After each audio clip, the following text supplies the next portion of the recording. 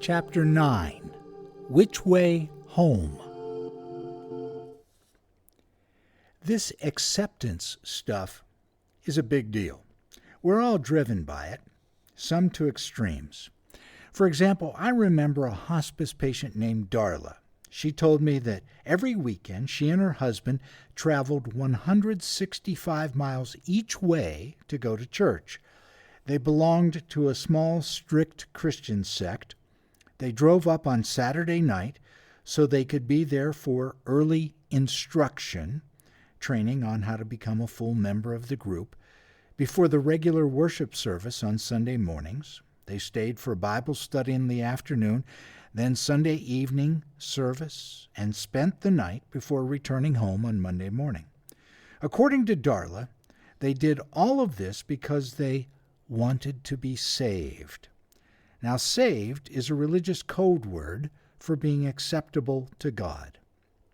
Darla shared, "My biggest fear is not being in God's will." More than 500 years after Martin Luther, we are still struggling with the old works versus grace argument. I was thinking about Darla one morning as I read a passage from the theologian Karl Rahner that spoke about, quote, the totality of humanity which God will never allow to escape from his love. I was struck by the absolute incongruity of these two worldviews. I can easily identify with my friend Darla and where she was coming from. For so much of my own Christian life, I was terrified of missing it or going to hell, of not being saved, of not being acceptable to God. I lived my life in fear. That's why I would argue so vigorously with anyone who disagreed with me. If they were right, I might be wrong, and being wrong meant going to hell. And then there are people like Karl Rahner, gifts from God, who understand that God already accepts us. They remind the rest of us that God will not allow us to escape God's love for us. That's a truth so powerful it can actually create the conditions for spiritual liberty. A truth that leads naturally to living freely. Now, I'm not suggesting that God ignores the selfish choices, the sins that we make. My point is that our choice about whether we root ourselves in grace or in works will drastically affect how we live. It will determine whether our lives are characterized by fear or freedom.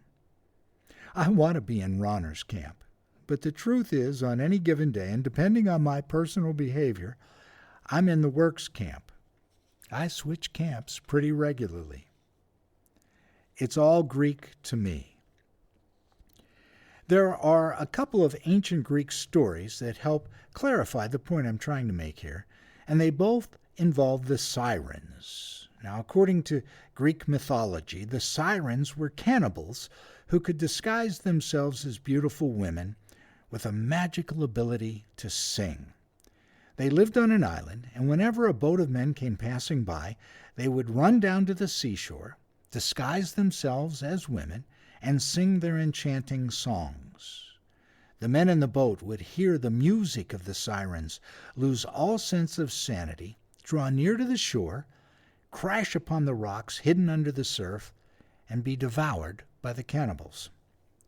Ulysses and his men had to pass by the island of the sirens to get home from the Trojan War.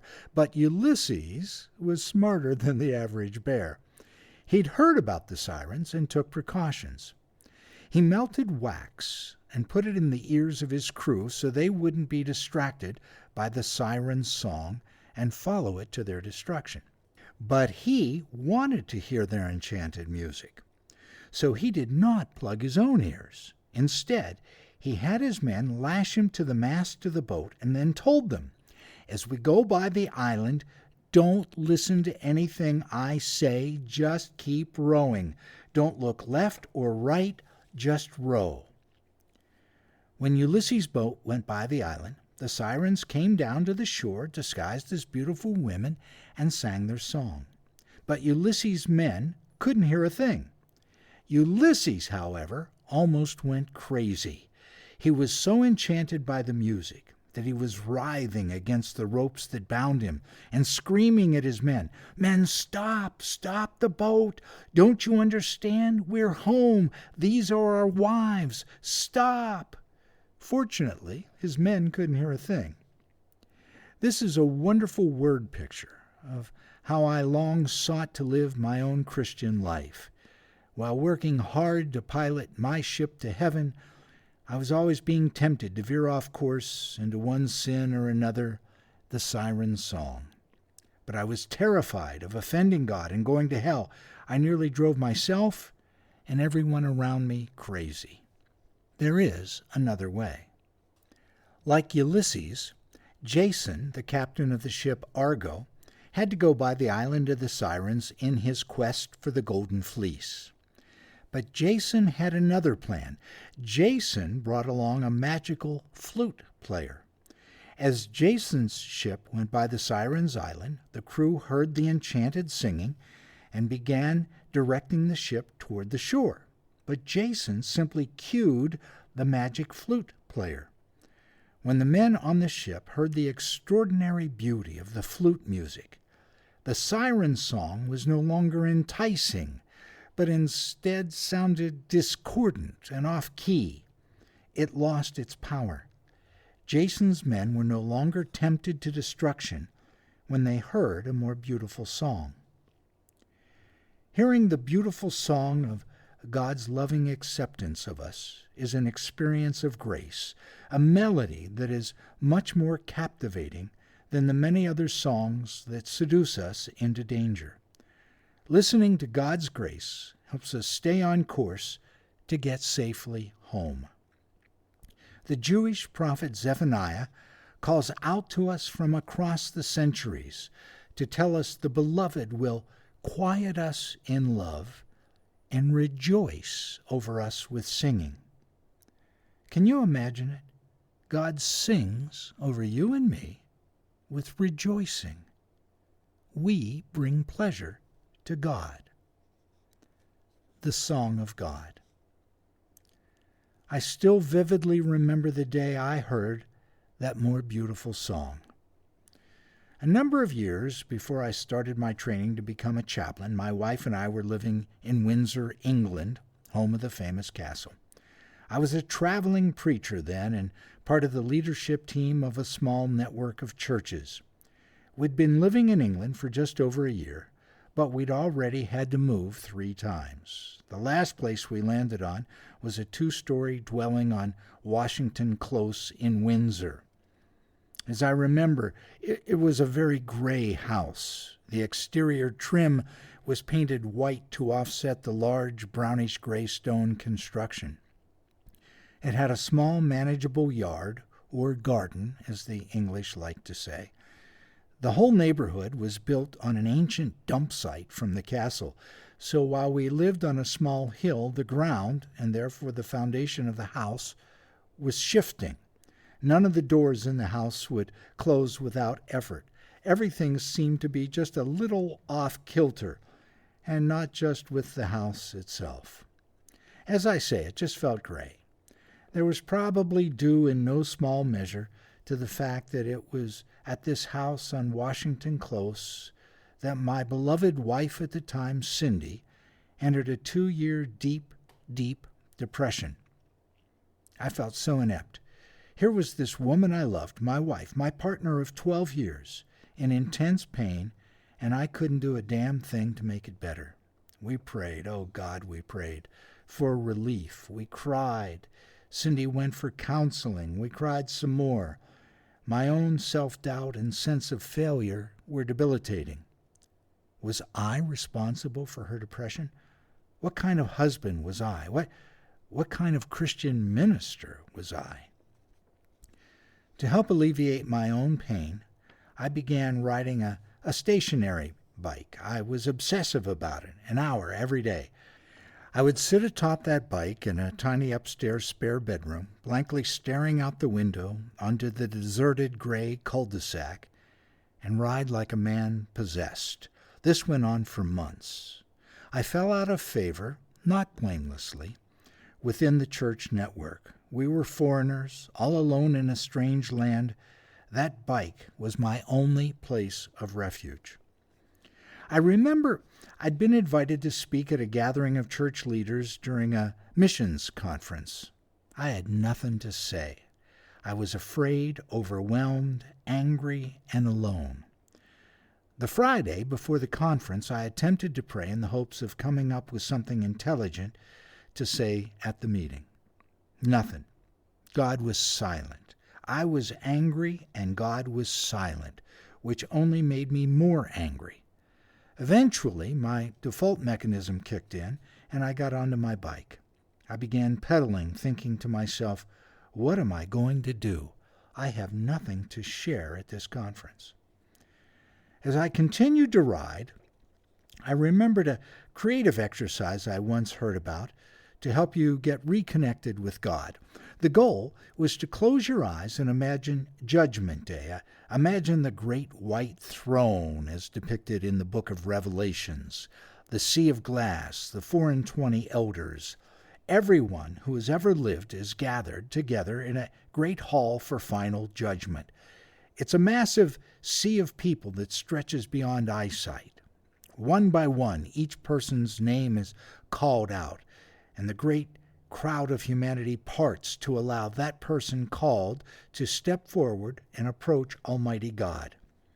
Each individual stands before God, all alone, and looks God right in the eye, eyeball to eyeball with God. As I continued through the exercise, I heard my name and went forward, and when the crowd parted, I got my first glimpse of God. The Almighty was seated on a great throne. Behind was an emerald-like rainbow, the 4 living creatures with eyes everywhere buzzing and hovering over the scene. Peals of lightning emanated from the throne. When I did see God, I saw that he looked like an old man with white hair, a long beard, and a mustache. When I looked up into God's face, I saw God look away in disgust. I felt like he was seeing all the times I had not shared my faith, or that I had been pissy, or had just completely disobeyed him. I felt like such a failure. There I was, all alone, a little frightened, angry loser. Then Jesus got up from his throne next to God and came to stand in front of me. When God glanced back at me, he could see me by looking through Jesus. When this happened, God broke into a huge welcoming smile and beckoned me forward. I felt deeply relieved and very grateful for Jesus' intercession on my behalf. But I was surprised by what happened next. "Is this what you think of me?" said the voice I've come to know as God in my own heart. "Do you think I love you only because of what Jesus did for you at the cross? Don't you remember? It was my idea to send Jesus to save you. I loved you before Jesus saved you. I've always loved you. Now close your eyes and try it again." I felt confused. I thought I'd messed up again. So I started over and imagined the whole scene again, this time when I looked into God's face. I saw God had kind of a Mona Lisa smile. I didn't know if he was amused or upset with me. I just couldn't tell. "Is that what you think?" said the voice in my heart. "Look, you've never had to wonder where you stand with me. I don't send mixed signals. I'm not like all the other people you've ever known. If you don't know where you stand with me, you'll drive yourself crazy trying to please me, trying to earn my love. But you can't earn my love. I give it freely. Now try it again." I did it again, and what I saw the third time changed my life. This time, when God saw me, tears of joy began to stream down his cheeks. He laughed a loud, hearty laugh, and then he grabbed Jesus by the hand, and they began to sing and dance. "He's home. Our son made it. Our plan worked. He's home." With this revelation, I began to cry very hard. I felt waves of God's love and acceptance come over me, like the very first time I experienced His love. It was as if all of my feelings of shame and failure had melted away. It was no longer important to me where I was or how I made my living. I had the experience of feeling God loves me just like I am, despite my screw-ups. This whole experience took me by surprise. I was not expecting God to reveal Himself to me as I sat pedaling on my exercise bike like a hamster on a wheel. But in that moment, grace was no longer simply a word, but a felt experience. I was surprised at God's playfulness through the whole encounter. It seemed as though He thoroughly enjoyed the whole exchange, as if watching me learn and understand more about Him brought Him joy. I was also surprised at my own need to justify myself before God. I had preached in many places about how we can never earn God's love, but I realized that was exactly what I'd been trying to do. I was unable to accept unmerited favor, grace, for myself. What if God really loves all of us, just as we are, imperfections, incorrect theology, and all? What if our discovery of God brings God joy? What could we become if we allowed God's love and acceptance, God's grace, to overwhelm us?